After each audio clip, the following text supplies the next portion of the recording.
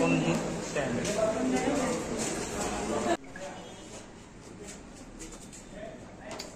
आता है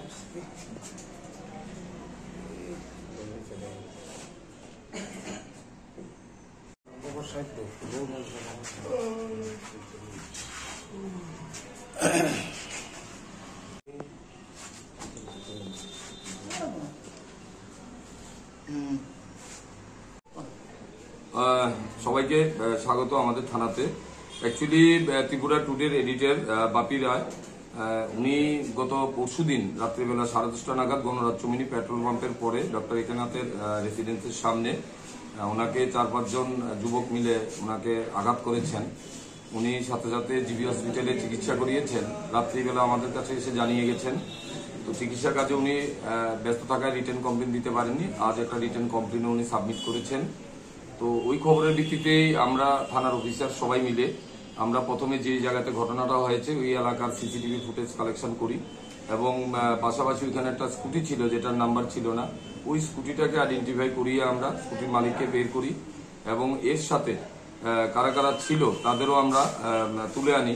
জিজ্ঞাসাবাদ করার পর তারা স্বীকার করে যে ওই দিন রাত্রেবেলা তাদের সাথে সাংবাদিক যে বাপি রায় সাহেব ছিল ওনার সাথে তাদের হোটেল রেকেশন হয়েছে এখানে রাস্তা দেওয়ার সাইড দেওয়া নিয়ে।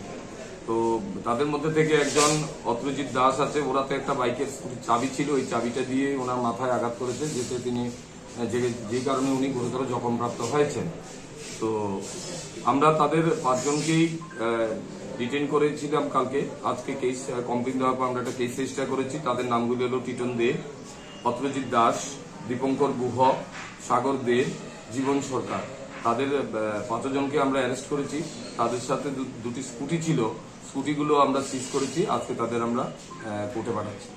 তাদের বিরুদ্ধে কি ধারা এফআইআর নাম? তাদের বিরুদ্ধে উনি অভিযোগ করেছেন ওনাকে রাস্তায় আটকানো হয়েছে এবং আটকে ওনাকে মারধর করা হয়েছে, জখমপ্রাপ্ত করা হয়েছে এবং ওনার গলা থেকে একটা স্বর্ণের চেইন ছিল, ওটা নিয়ে গেছেন। তো আমরা 341, 325, 384, 34 ধারাতে আমরা একটা মামলা নিয়েছি। আমরা আজকে তাদের কোর্টে প্রেরণ করি। এমনিতে তাদের 5 জনের মধ্যে একজন প্রাইভেট টিউটর, যে টিটন দেব যে আছে সে প্রাইভেট টিউটর, বাকিরা সবাই কার্পেন্টার এবং ডে লেবার। জিবি 79 এলাকা সবাই।